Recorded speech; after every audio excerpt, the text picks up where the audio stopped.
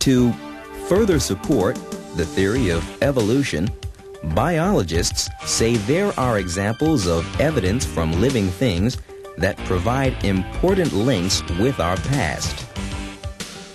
All of us, for instance, have certain body parts and organs that are similar in structure to those in other animals.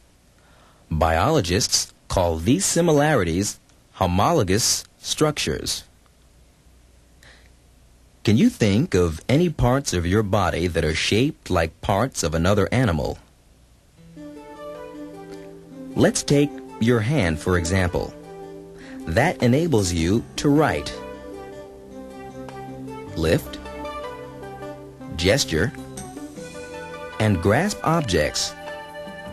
Now compare a human hand with the fin of a whale and the wing of a bat. Each of these body structures, of course, has a different function. The whale's fin is for swimming, the bat's wing for gliding, and our hands for the many tasks in our daily life. But let's take a closer look. Perhaps to your surprise, the bone structures look very much alike. Biologists maintain that such similar bone structures in different animals suggest a common ancestor.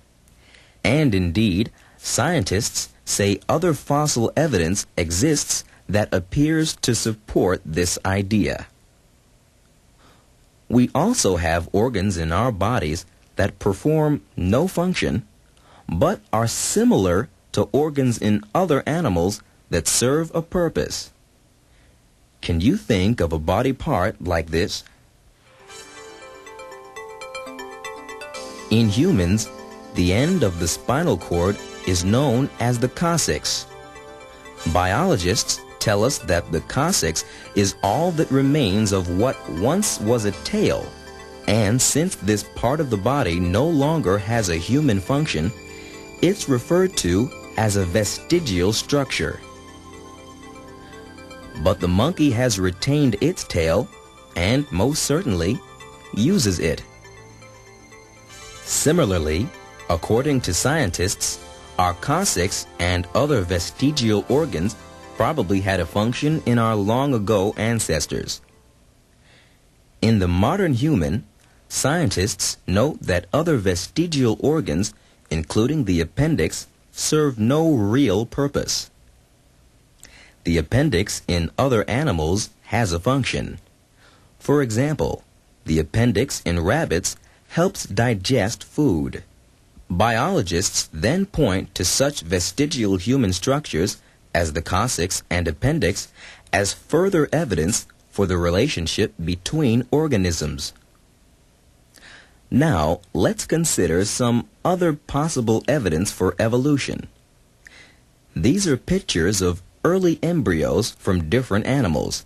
That is, they are drawings of several organisms in the earliest stages of development. Look closely. In each line of embryos, how many similar structures do you see? The structures in the earliest line of embryos are very similar. After that, opinions may differ, but everyone agrees there is a general similarity among all these embryo structures. In fact, biologists say many similarities exist in the early development of animals with backbones. They attribute these similarities to the presence of similar genes in the DNA that control the rate and manner of early development. This comparison then provides additional evidence of a link between living things and further supports the theory of evolution.